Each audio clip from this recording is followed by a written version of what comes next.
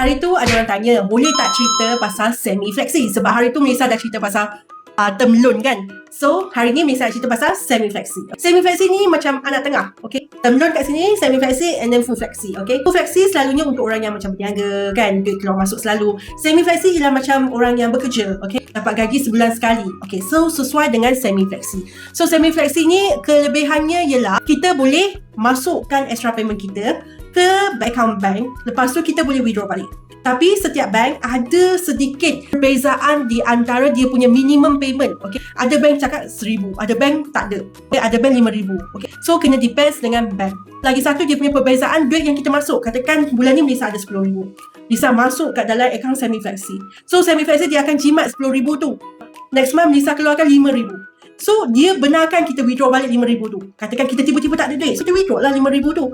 So bank akan kira kurang 5,000. Macam tu lah semi-flexi dia punya keistimewaannya. Alright. The best thing is untuk yang ada duit kan, macam non-bumi kita tak ada ASB, kita cuma ada FT, money market kan.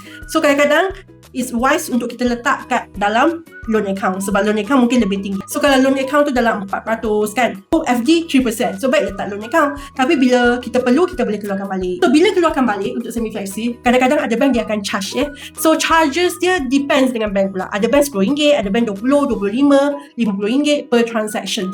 So depends on bank. Sebab tu Melissa selalu cakap, pergi check dengan bank, tengok anda jenis apa, jenis semi-flexi ke, jenis full flexi ke, term loan ke, supaya anda tahu, understand anda punya jenis home loan, so that you know how to save your housing loan interest. Kalau anda tak tahu jenis apa housing loan anda, macam mana anda nak tahu cara nak jimat faedah? Betul tak? Bab kata pepatah, tak kenal maka tak cinta. Kalau korang nak start jimat faedah loan rumah, pergilah rajin-rajinlah ke bank. Sekali je pun kan, tanya betul-betul. Sebab masa sepatutnya kan guys, sepatutnya korang tanya masa sign letter offer tu, tanya banker tu, ini jenis apa home loan saya, so macam mana saya nak buat penjimatan.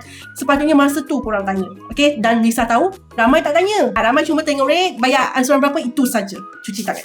Okay, kalau korang nak apply loan rumah yang baru, now onwards tolonglah tanya. Okay, follow Lisa for more tips.